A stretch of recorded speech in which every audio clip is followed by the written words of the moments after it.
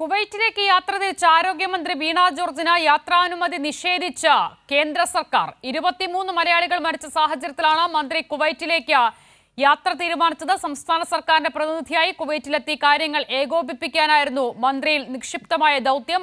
മന്ത്രി കൊച്ചി വിമാനത്താവളത്തിൽ എത്തിയിരുന്നെങ്കിലും കേന്ദ്ര സർക്കാർ യാത്രാനുമതി നൽകാത്ത സാഹചര്യമാണ് നിലവിലുള്ളത്. കൊച്ചിയിൽ നിന്നും ഗായത്രി സത്യദേവ് ചേരുകയാണ്. ഗായത്രി, ഒരു ദുരന്തമുഖത്ത് നിൽക്കുന്ന സാഹചര്യത്തിലാണ് മന്ത്രി അവിടെ നേരിട്ടെത്തി കാര്യങ്ങൾ ഏകോപിപ്പിക്കുക എന്ന തീരുമാനത്തിലേക്ക് സംസ്ഥാന സർക്കാർ എത്തുന്നത്. ഇപ്പോൾ കേന്ദ്രം ഇക്കാര്യത്തിൽ പറയുന്ന നിലപാട് എന്താണ്? ഒരു ദുരന്തം സംഭവിക്കുമ്പോൾ അതിൽ ഏറ്റവും കൂടുതൽ മലയാളികളാകുമ്പോൾ അവിടുത്തെ പ്രവർത്തനങ്ങൾ ഏകോപിപ്പിക്കുവാൻ വേണ്ടിയിട്ടാണ് മന്ത്രിസഭ എത്തിയിട്ടുള്ള തീരുമാനം.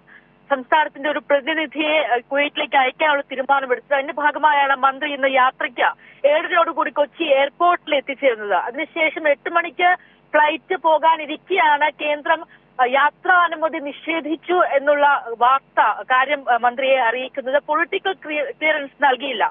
അതായത് കേന്ദ്രത്തിന്റെ ഒരു മന്ത്രി അവിടെയുണ്ട്, അതിനാൽ കേരളത്തിൽ നിന്നൊരാൾ പോകേണ്ടതില്ല എന്ന ഒരു അറിയിപ്പാണ് ലഭിച്ചിരിക്കുന്നത്. അത്തരത്തിൽ ഒരു ദുരന്തമുഖത്ത് പോലും കേരളത്തിന്റെ പ്രതിനിധി അവിടെ എത്തുമ്പോൾ അതിനെ അനുവദിക്കാതിരിക്കുന്നതിനുള്ള ഒരു പ്രതികരണമാണ് എന്തായാലും കേന്ദ്രത്തിന്റെ ഭാഗത്തു നിന്നുണ്ടായിട്ടുള്ളത്. ഈ ഒരു 49 പേർ മരിച്ചതായ ഒരു കണക്ക് വരുമ്പോൾ 24 പേര് മലയാളികളാണ് എന്നാണ് നമുക്ക് മനസ്സിലാക്കുവാൻ സാധിക്കുന്നത്. അത് മന്ത്രി തന്നെ നേരത്തെ വ്യക്തമാക്കിയിരുന്നു. 23 പേരെ തിരിച്ചറിയുകയും ചെയ്തിട്ടുണ്ട്. അത്തരത്തിൽ ഏറ്റവും ഒരു ദുരന്തം കേരളത്തിന്റേത് കൂടിയായി മാറുമ്പോൾ അതിന്റെ കാര്യങ്ങൾ ഏകോപിപ്പിക്കുവാൻ വേണ്ടി മരിച്ച ആളുകളുടെ മൃതദേഹം കൊച്ചിയിലേക്ക് എത്തിക്കുമ്പോഴും 40 പേരോളം കൊച്ചി വിവിധ ആശുപത്രികൾ തുടരുകയും ചെയ്യുന്ന സാഹചര്യത്തിലാണ് അവിടുത്തെ പ്രവർത്തനങ്ങൾ ഏകോപിപ്പിക്കുവാനും ദുരന്തമുഖത്ത് അവിടെ ഒരു പ്രവർത്തനം സജ്ജമാക്കുവാനും വേണ്ടി കേരളത്തിന്റെ പ്രതിനിധിയായി ആരോഗ്യമന്ത്രി കുവൈറ്റിലേക്ക് പോകുവാൻ തീരുമാനിച്ചത്. അത്തരത്തിൽ യാത്ര ഒക്കെ ഒരുങ്ങി എയർപോർട്ടിൽ എത്തിയതിനു ശേഷം ഫ്ലൈറ്റിന്റെ സമയത്ത് മാത്രമാണ് ഇത്തരത്തിൽ കേന്ദ്രം അനുമതി നിഷേധിച്ചതായി അറിയിപ്പ് ലഭിക്കുന്നത്. മന്ത്രി ഇപ്പോഴും വിമാനത്താവളത്തിൽ തുടരുകയാണ്. 8 മണിക്ക് പോകേണ്ട ആ ഒരു ഫ്ലൈറ്റ് ഡിലേ ആണ് എന്നാണ് നമ്മൾ മനസ്സിലാക്കുന്നത്. അതിനാൽ തന്നെ മന്ത്രി ഇപ്പോഴും തുടരുകയാണ് എന്നാണ് നമ്മൾ മനസ്സിലാക്കുന്നത്. ഗായത്രി, ഇനിയിപ്പോൾ എങ്ങനെയാണ്? നാളെ രാവിലെ 8:30 ഈ മൃതദേഹങ്ങളുമായി കൊച്ചിയിലേക്ക് വിമാനം എത്തും എന്നാണ് നിലവിൽ വന്നിരിക്കുന്ന അറിയിപ്പ്. അപ്പോൾ കേന്ദ്രം നിലവിൽ അനുമതി നൽകാത്ത സാഹചര്യവും, അപ്പോൾ പോകാനുള്ള ശ്രമങ്ങൾ തുടരുകയാണോ? സംസ്ഥാന സർക്കാരിന്റെ തീരുമാനം എന്താണ്? അതോ മന്ത്രി യാത്ര റദ്ദാക്കുകയാണോ? നമ്മൾ മന്ത്രിയോട് സംസാരിച്ചപ്പോൾ പറഞ്ഞത് ഫ്ലൈറ്റ്, അതായത് മന്ത്രി പുറപ്പെടേണ്ടിയിരുന്ന ഫ്ലൈറ്റ് ഇപ്പോഴും ഡിലേ ആണ്. അത് പുറപ്പെടുന്ന ഒരു സമയം വരെ കാത്തു നിൽക്കാനുള്ള ഒരു തീരുമാനമാണ്. അതിനുള്ളിൽ അനുമതി ലഭിക്കുമോ എന്നറിയാനുള്ള ഒരു ശ്രമത്തിലാണ്. രാവിലെ മന്ത്രിസഭാ യോഗത്തിന് മുൻപ് തന്നെ സംസ്ഥാന സർക്കാരിന്റെ ഒരു പ്രതിനിധിയെ കുവൈറ്റിലേക്ക് അയക്കുവാൻ തീരുമാനിച്ചിരുന്നു. അതിന് മന്ത്രിസഭ നൽകുകയും ചെയ്തിരുന്നു. അപ്പോൾ അതിനു വേണ്ടിയിട്ടുള്ള നടപടികൾ ഇന്ന് പകൽ മുഴുവൻ നടന്നതാണ്. എന്നാൽ വൈകിട്ട് ഈ വിമാനത്താവളത്തിൽ എത്തുമ്പോൾ മാത്രമാണ് ഇത്തരത്തിലുള്ള അറിയിപ്പ് ലഭിക്കുന്നത്. പറയുന്ന കാരണം കേന്ദ്രത്തിന്റെ ഒരു മന്ത്രി ഉണ്ട്, എന്നാൽ കേരളത്തിൽ നിന്ന് പോകേണ്ടതെന്നാണ് നിലവിൽ നമ്മൾ മനസ്സിലാക്കുന്നത്.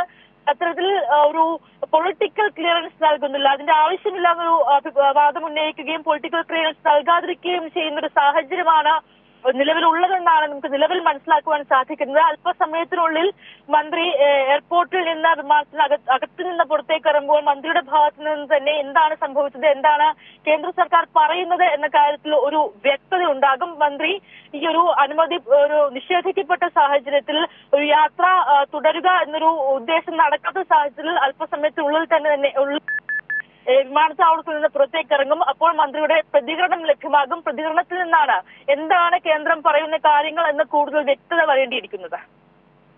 ഗായത്രി, ഇതിനോടൊപ്പം തന്നെ അറിയാനുള്ള മറ്റൊരു കാര്യം, രാവിലെ 8:30 കൊച്ചി വിമാനത്താവളത്തിലെത്തുന്ന മൃതദേഹം സംസ്ഥാന സർക്കാർ നേരിട്ട്, അതായത് മുഖ്യമന്ത്രി ഏറ്റുവാങ്ങും, ഒപ്പം 2 മന്ത്രിമാർ അനുഗമിക്കും എന്നുള്ള വിവരങ്ങൾ വരുന്നുണ്ട്. മുഖ്യമന്ത്രി കൊച്ചിയിലേക്ക് പുറപ്പെട്ടു എന്നുമാണ് മനസ്സിലാക്കുന്നത്. അപ്പോൾ അത്തരം ക്രമീകരണങ്ങൾ സർക്കാർ എങ്ങനെയാണ് തീരുമാനിച്ചിരിക്കുന്നത്?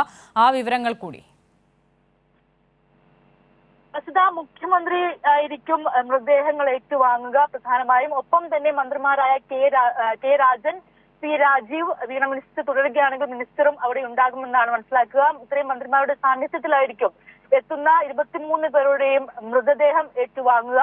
ഒപ്പം തന്നെ ഈ മൃതദേഹം അവരുടെ വീടുകളിൽ എത്തിക്കുവാൻ വേണ്ടി നോർക്കയുടെ 25 ആംബുലൻസുകൾ തയ്യാറാക്കി നിർത്തിയിട്ടുണ്ട്. കൊച്ചിയിൽ എത്തിക്കുന്ന സമയം തന്നെ വളരെ വേഗത്തിൽ തന്നെ മൃതദേഹങ്ങൾ അവരുടെ വീടുകളിൽ എത്തിക്കുവാൻ വേണ്ടിയിട്ടുള്ള അല്ലെങ്കിൽ അതിനു വേണ്ടിയിട്ടുള്ള ക്രമീകരണങ്ങളെല്ലാം പൂർണ്ണമായി കഴിഞ്ഞിരിക്കുന്നു. വൈകിട്ട് 5:30യോടുകൂടി വിമാനം മൃതദേഹം കൊണ്ടുവരേണ്ട എയർഫോഴ്സിന്റെ വിമാനം കുവൈറ്റിലേക്ക് പുറപ്പെട്ടിട്ടുണ്ട്. അത് വൈകാതെ അവിടെ എത്തുമെന്നാണ് നമ്മൾ മനസ്സിലാക്കുന്നത്. അതിനുശേഷം ഇപ്പോൾ ലഭിക്കുന്ന വിവരമനുസരിച്ച് രാവിലെ 8:30യോടുകൂടി മൃതദേഹങ്ങൾ കൊച്ചിയിലെത്തിക്കും. മുഖ്യമന്ത്രി പ്രധാനമായും, ഒപ്പം തന്നെ മുമ്പ് സൂചിപ്പിച്ചതുപോലെ മന്ത്രി പി രാജീവ്, കെ രാജൻ, മന്ത്രി വീണ ജോർജ് തുടരുകയാണ്. മന്ത്രിയും ഈ മൃതദേഹങ്ങൾ ഏറ്റുവാങ്ങുമ്പോൾ എയർപോർട്ടിലുണ്ടാകും.